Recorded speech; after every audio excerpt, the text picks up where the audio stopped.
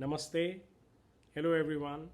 Welcome to Shail Gulhati Shiva and Mysticism for another episode of Monday with Mahadev. Today I'm going to share with you a really extraordinary picture that I saw on Facebook.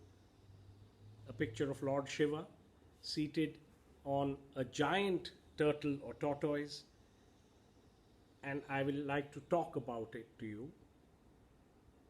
Here we can see that there seems to be a water body in the far end, and Shivji is seated on a giant tortoise.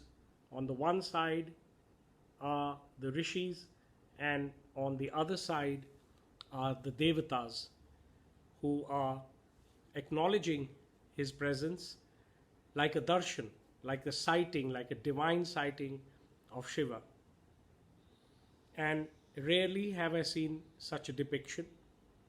It made me think what this might be, and I am sure that there are some kathas attached to this, and which would be very authentic from where they came. But I would like to share with you what I really thought, just exactly the same way that those first thoughts came to me when I saw this picture. Now, we all know that Lord Vishnu, the sustainer of this universe, because in Hinduism we have three main gods: Brahmaji, who is the creator, Vishnuji, who is the sustainer, and Lord Shiva, who is commonly thought of as the destroyer or the one who wraps up this universe. But Shaivites think of him not as a destroyer, but as one who reabsorbs everything into his Godhead. Now, Vishnuji, since he has to sustain this universe or this planet or this world, all beings and creatures, unlike Brahmaji, who just has to create it and then he can sit back, but Vishnuji has to maintain it and sustain it all the time. So we say that he comes as an avatar, one who descends from his celestial residence and comes down to live with us. That is called avatar, to come down, avataran. And therefore he comes not once or twice, but many times. And it is said that in this life cycle, in this manvantra, in this system of yugas, because we Hindus do not believe in just one big bang which began the universe, we believe in a cyclical creation of the universe, many big bangs. So we have our own time measurements, yugas, which are hundreds of thousands of years. We have 4 yugas. Then manvantras, which consist of many cycles of yugas put together. So in this particular yuga, in this lifetime of ours, of what we read, we know that Vishnuji has already come as quite a few avatars, the most famous being Sri Ramchandra and Krishnji, known to us all. But when Brahmaji made this universe, it is said that there was a lot of water body, a lot of ocean. And the first life on planet Earth was that of water beings, fish and things like that. And then slowly they evolved, and this is very much in sync with the science of evolution.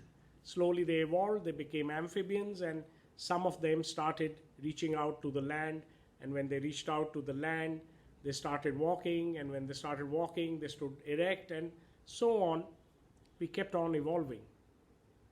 Now, the first avatar of Vishnuji was Matsya, the celestial fish. If Vishnuji had to be with his people in the ocean world that Brahmaji created, if he had to be with the fish people, he came as a fish. And then the second avatar was this giant turtle, one who could live both in the water and on the land, called Kurma. And Kurma is very famous because it is he who serves as a pedestal during the Samudra Manthan. There is the celestial event of the Samudra Manthan, which I have spoken of, which was the churning of the ocean to get nectar out of it. And that was an arduous task.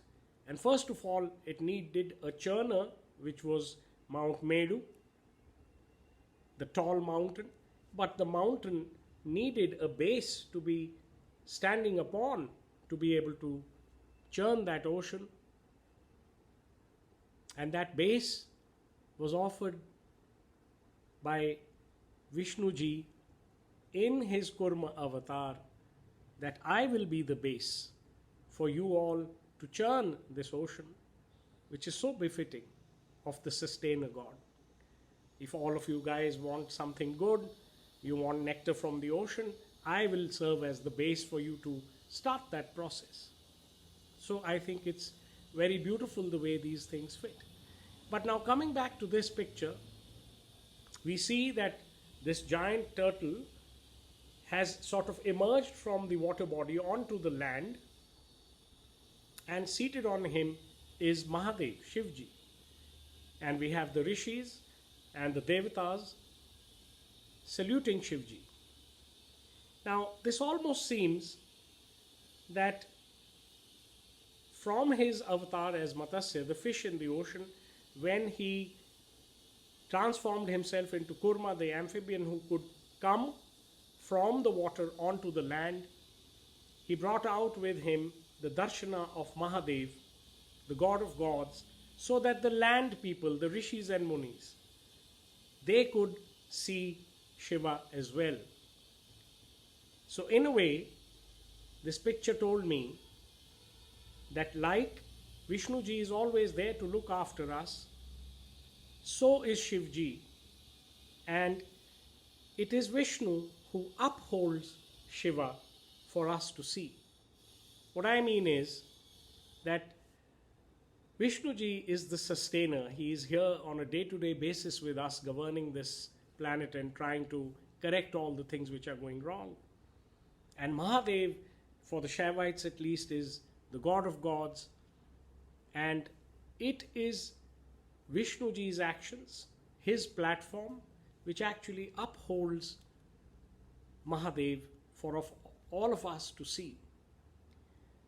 In simplest words, what this meant to me was that when creation has been made, when its sustenance is being done, and when we have to get darshana, the divine sighting of Mahadev, which is God of gods, consciousness itself, it is the God of the day-to-day life, the God of our conduct, the God of our generosity, our kindness, our compassion, which is Vishnu ji, the avatar.